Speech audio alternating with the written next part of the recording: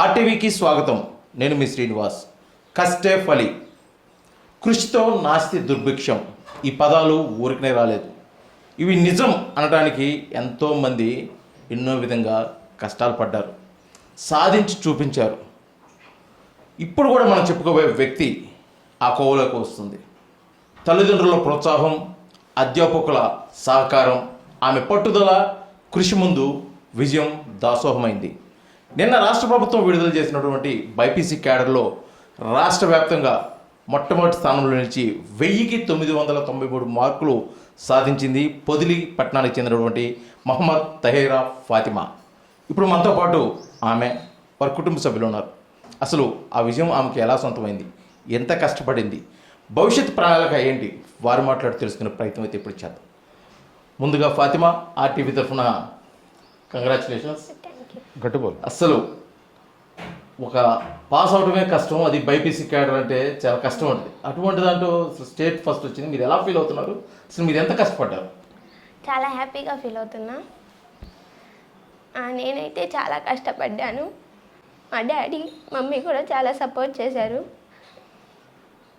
ఏ రోజు నన్ను ప్రెజర్ చేయలేదు. నువ్వు ఇది చదవాలి, అది చదవాలి, కాలేజ్కి వెళ్ళాలి అని ఏ రోజు నన్ను అడగలేదు. నువ్వు వెళ్తే వెళ్ళు, లేకపోతే లేదు, నువ్వు చదువుకోవడమే కావాలన్నారు. నేను కూడా వాళ్ళకి ఏదో ఒకటి ఇవ్వాలని చాలా కష్టపడి చదువుకున్నాను. అంటే తల్లిదండ్రులు మాట్లాడగానే చాలా దుఃఖంతో భావోద్వేగాలకు లోనయ్యారు. అసలు ఏంటంటే మీ ఫ్యామిలీ బ్యాక్గ్రౌండ్ ఏంటి, అసలు ఎందుకు మీరు అంత బాధ పడుతున్న పరిస్థితి? అంటే మా ఫ్యామిలీలో ఇన్ని మంచి మార్క్స్ వచ్చిన వాళ్ళు ఎవరు లేరు. మా మమ్మీ డాడీ కూడా చాలా కష్టపడి చదివించారు. వాళ్ళు ఎంత కష్టపడ్డారు మా ఇద్దరికి తెలుసు, మా అక్కకి నాకు. మా డాడీకి గవర్నమెంట్ జాబ్ లేదు, normal contract basic driver job చేసుకొని 15,000 శాలరీతో మమ్మల్ని చదివించేవారు. సో వాళ్ళకి మేము కూడా ఏదో ఒకటి ఇవ్వాలి కదా, అందుకే చాలా కష్టపడి చదువుకున్నాం. అంటే సాధారణంగా తల్లిదండ్రులు, ముఖ్యంగా ఇద్దరు ఆడపిల్లలు, అది ముస్లిం కమ్యూనిటీలో అంటే కొద్దిగా చదువుకు దూరం ఉంచుతారు, ఇంటికే పరిమితం అవుతారు. అట్లా ఎప్పుడు మిమ్మల్ని అనలేదా? మమ్మల్ని ఏ రోజు ఏ విషయం చెప్పలేదు. మా చిన్నప్పటి నుంచి ప్రైవేట్ స్కూల్లోనే చదివించారు. ఎందుకంటే బేసిక్సే ఫస్ట్ కదా. గవర్నమెంట్ స్కూల్లో చదివిస్తే నార్మల్గా తెలుగు మీడియం అలా అని ప్రైవేట్ స్కూల్లోనే చదివించారు, ఫీజులు కట్టి చదివించారు. వాళ్ళేం మమ్మల్ని డిస్కరేజ్ ఎప్పుడు చేయలేదు. చిన్నప్పుడు నుంచి అంటే చదువుల్లో ఎలా ఉండేవాళ్ళమ్మా మీరు? అంటే 10th క్లాస్ ఎన్ని మార్కులు వచ్చినాయి? అసలు మీకు ఇది సాధించాలి అని మీకు ఎప్పుడు అనిపించింది? మీరేం సాధించుదాం అనుకుంటున్నారు? నాకు ఎంబీబీఎస్ చదవాలని ఉంది. అంటే మా ఫ్యామిలీలో ఎవరు ఇప్పటిదాకా ఎంబీబీఎస్ సీట్ తెచ్చుకోలేదు.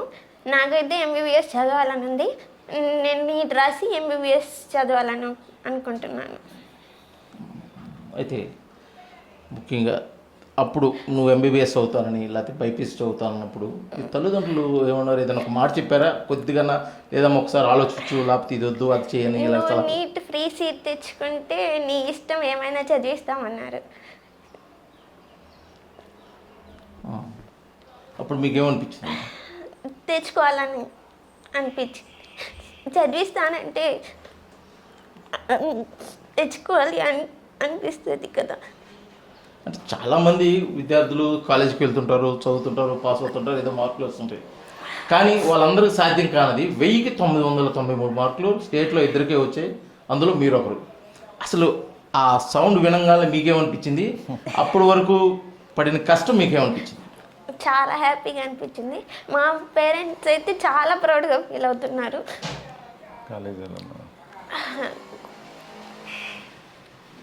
సార్ మీరు చెప్పండి సార్. ఒక ఆడపిల్ల అంటేనే ఈ రోజుల్లో కొద్దిగా కొంతమంది చదివిస్తున్నారు, కొంతమంది చదువు దూరం. ముఖ్యంగా ముస్లిం కమ్యూనిటీలు అంటే కొద్దిగా చదువు దూరం ఉంటారు, కొన్ని రిస్ట్రిక్షన్స్ అవి ఉంటాయి. అవును సార్. మీకు ఇద్దరు ఆడపిల్లలు కలిగారు, ఇద్దరిని చదివిస్తున్నారు. ఒక అమ్మాయి ఇంజనీరింగ్ అన్నారు, ఒక అమ్మాయి ఇప్పుడే ఇంటర్మీడియట్ బైపీసీలో మంచి మార్కులు. అవును సార్. అసలు అమ్మాయికి ఎన్ని మార్కులు రావడం, అంత స్టేట్ ఫస్ట్ రావడం, మీరు ఒక తండ్రిగా మీరు ఏమనుకుంటారు? నేను అసలు దాని గురించి, అసలు పిల్లల చదువు గురించి నేను పట్టించుకోవట్లేదు సార్. వాళ్ళు చదువుతానంటున్నారు, నేను చదివిస్తున్నాను. వాళ్ళు కష్టపడటమే కానీ నేనేందంటే వాళ్ళు చదివటం వరకే. స్కూలు ఇక్కడ గీతాంజలి ఇంగ్లీష్ మీడియంలో నర్సరీ నుంచి 10th దాకా చదివించాను. గీతాంజలి ఇంగ్లీష్ మీడియం స్కూల్లో, ప్రైవేట్ స్కూల్లో. ఆ భాగ్యం మేడం గారు కూడా నాకు సహకరించారు. నా పిల్లల ఫీజుల విషయంలో కూడా వారు పెద్దగా పట్టించుకోవాలా. నేను ఎంత ఇస్తే అంత తీసుకున్నారు. అదే మనం చదివించాలంటే, బయటకు తీసుకెళ్ళి చదివించాలంటే కనీసము ఎల్కేజీ నుంచి కానీ 10th కానీ 50,000, 60,000, 70,000, 80,000 తీసుకుంటున్నారు. కానీ ఆ మేడం గారు మాకు సహకరించారు. మనం ఎంత ఇచ్చినా తీసుకున్నారు. అట్లా గడిచిపోయింది సార్. మళ్ళీ ఇంటర్కి వచ్చేసరికి మా పాప నాకు విజయవాడ చేర్పించండి, మా ఫ్రెండ్స్ అందరు అక్కడ చేర్చారు. అంటే నేనేం చెప్పానంటే పాప నువ్వు ఇక్కడ చదువుకో ఇంటర్మీడియట్ వరకు మనం చదువుకుంటే తర్వాత నీట్కి ఏదన్నా అవకాశం ఉంటే మనం వెళ్దాం. అంతేగాని ఇప్పుడు మనకి ఇంటర్ చదివిచ్చేస్తామో మనకి లేదు కాలేజీల్లో, బయట కాలేజీల్లో, కార్పొరేట్ కాలేజీల్లో. ఎందుకంటే అమౌంట్ కట్టాలి. అమౌంట్ మనం కట్టే అంత స్తోమత మన దగ్గర లేదు. మనం ఏంటంటే ప్రైవేట్ వెహికల్గా ఏడీ గారి డ్రైవర్గా, పొదిలి ఏడీ గారి డ్రైవర్గా మనం పనిచేస్తున్నాం కాబట్టి మనకు వచ్చే ఆదాయం ఎంత, 20,000, 17,000 వస్తాయి మహా చేస్తే. ఇంకంతకన్నా ఇంకెక్కువ రావు. కాబట్టి మనం ఏంటంటే నువ్వు ఇంటర్ చదువుకో, ఏదైనా అవకాశం ఉంటే ఇంటర్లో మంచి మార్కులు వచ్చి నువ్వు నీట్ కనుక ప్రిపేర్ అయ్యి నీట్లో కూడా మంచి మార్కులు వస్తే దాన్ని బట్టి ఏదైనా చిన్నవి అంటే మనం చదివించగలం. ఎంబీబీఎస్ అంటే మన స్తోమత కాదు, మనతో అయ్యేది కాదు. అదే కనుక ఏదన్నా గవర్నమెంట్ సహకారము ఏదన్నా వాళ్ళకి సహకారం చేస్తే దాన్ని బట్టి ముందుకెళ్ళొచ్చు, కానీ మనమైతే వెళ్ళలేమమ్మా అని చెప్పాను సార్.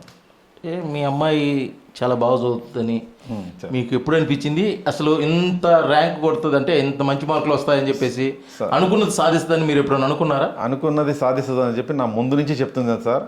అమ్మాయి 10th కూడా చెప్పింది. 10th కొంచెం ఆరోగ్యపరంగా ప్లేటెట్స్ పడిపోవటం వల్ల, జ్వరం రావటం వల్ల ఆమెకి 560 మార్కులు ఇచ్చినాయి.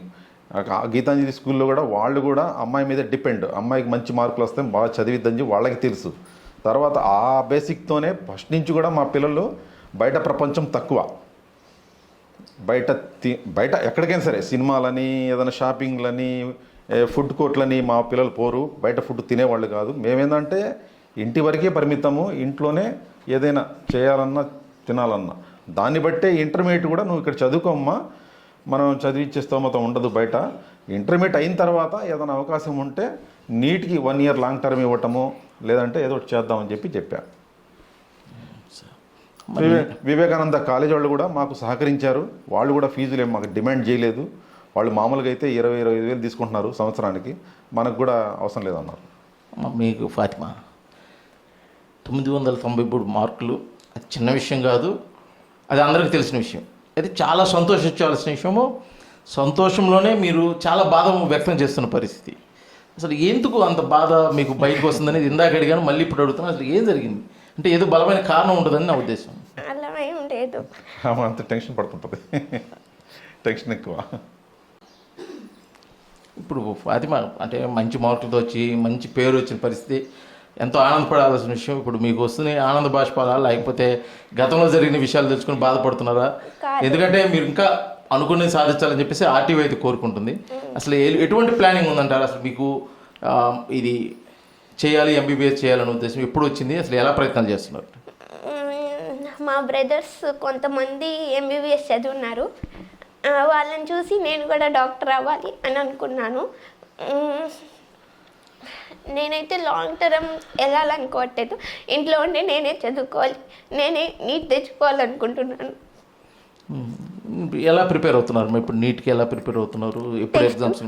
టెక్స్ట్ బుక్స్ రివైజ్ చేస్తాను, మాక్ టెస్ట్ చేస్తాను. ప్లానింగ్ వీక్లీ మాక్ టెస్ట్ చేస్తాను, టెక్స్ట్ బుక్ డైలీ రివైజ్ చేస్తాను. ఇంత కష్టమైన సబ్జెక్టు అంటే బైపీసీ అంటే చాలా కష్టంగా ఫీల్ అవుతారు. దాంట్లో 993 మార్కులు వచ్చినాయి కదమ్మా. అసలు మీరు ఎలాగ ప్రిపేర్ అయ్యారు?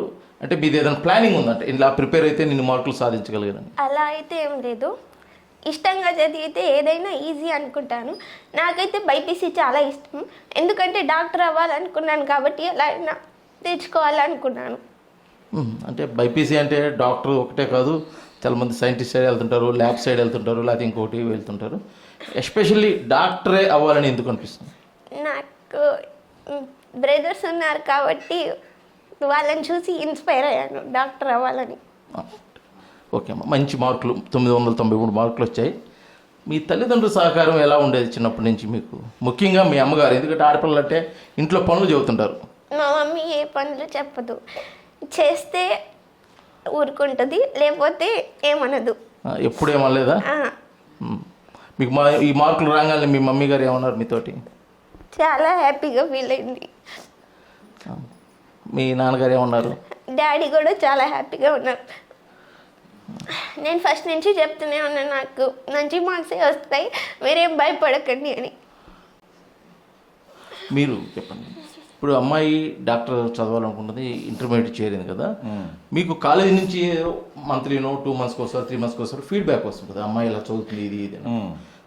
ఎటువంటి ఫీడ్బ్యాక్ వచ్చేది? అమ్మాయి ప్రోగ్రెస్ ఎలా ఉండేదండి? అమ్మాయికి వాళ్ళు అడిగేవాళ్ళండి, కాలేజీ వాళ్ళు, మీ పాప బాగానే చదువుతుంది, మాకేం మీ పాప వల్ల మాకేం ఇబ్బంది లేదు, కాకపోతే ఏంటంటే కొంచెం ట్యూషన్లకి పంపించండి నైట్ టైం అనేవాళ్ళు. నైట్ టైం పంపించమంటే నేను నైట్ టైం కుదరదు సార్, ఈవినింగ్ టైము పంపించడం కొంచెం కష్టమైద్ది, నాకు 2 ఆడపిల్లలు కాబట్టి రావడానికి పోవడానికి ఈ రోజుల్లో మీకు తెలియంది ఏముంది, అట్లా ఆ ఉద్దేశంతో కొంచెము ఈవినింగ్ టైంలో క్లాసులకి తక్కువ పంపించామండి. కాలేజీలు మామూలుగా పోయేది, వాళ్ళు ఎగ్జామ్స్ పెడితే ఎగ్జామ్స్ రాసేది, వాళ్ళు ఎగ్జామ్స్లో కూడా అక్కడ పెట్టేవాళ్ళు ప్రోగ్రెస్లో మా పాపకి కొంచెం ఎక్కువ మార్కులు వచ్చాయి.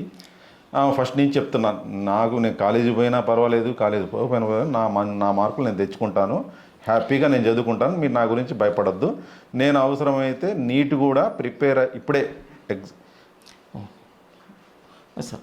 ఎప్పుడన్నా కాలేజీ వాళ్ళు చెప్పారా మీ అమ్మాయికి మంచి మార్కులు వస్తాయి, స్టేట్ ర్యాంక్ కొట్టగలుగుతుందని ఎప్పుడన్నా వాళ్ళు చెప్పారా? మీరు డిస్కస్ చేశారా దీని గురించి? వాళ్ళు డిస్కషన్ అంటే వాళ్ళకి మా అమ్మాయి మీద కొంచెం ఉంది, స్టేట్ ర్యాంక్ వస్తుందని, ఎందుకంటే ఫస్ట్ ఇయర్లో కూడా మా అమ్మాయి స్టేట్ ఫస్ట్ ర్యాంక్ కొట్టింది కాబట్టి సెకండ్ ఇయర్లో కూడా వస్తుందనే ఉద్దేశంతో మాకుంది కాన్ఫిడెంట్గా.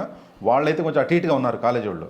మేము చెప్పాం, సార్ మీ కాలేజీకి పేరు తెస్తుంది మా అమ్మాయి గురించి మీరు పట్టించుకోవాల్సిన అవసరం లేదు, మీరు ఎప్పుడు టెస్ట్ పెట్టినా మా అమ్మాయికి చూసుకోండి మార్కులు వస్తున్నాయా రావట్లేదా, దాన్ని బట్టి మీరే ఆలోచించుకోండి అన్న. వాళ్ళు కూడా కొంచెము ఇదయ్యారు.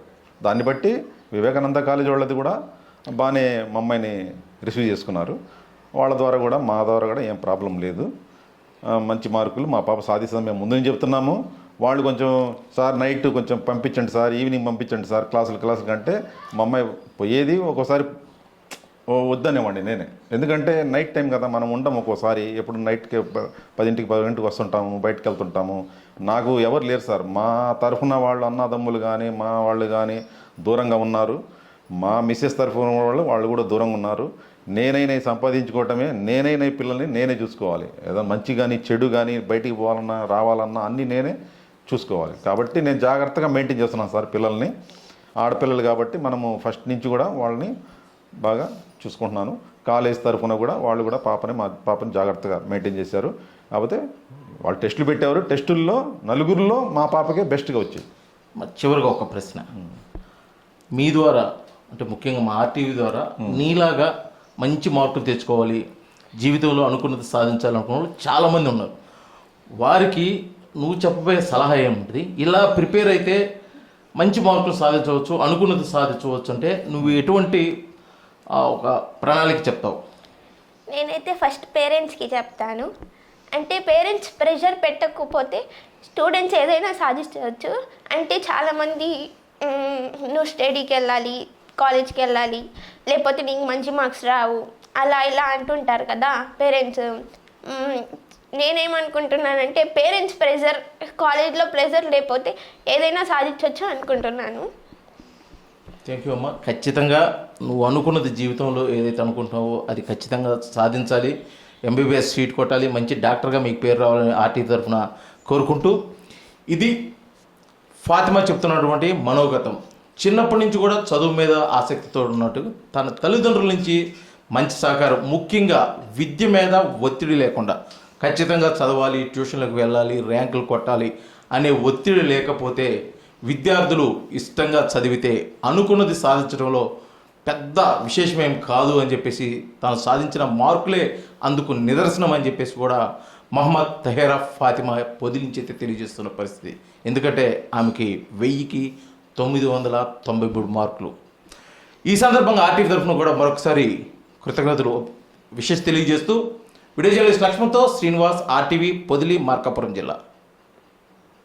తెలుగులో న్యూస్ కి ఫాస్టెస్ట్ యాప్ ఇప్పుడు టోటలీ న్యూ అవతార్లో జస్ట్ 5 సెకండ్స్ లో కంప్లీట్ న్యూస్.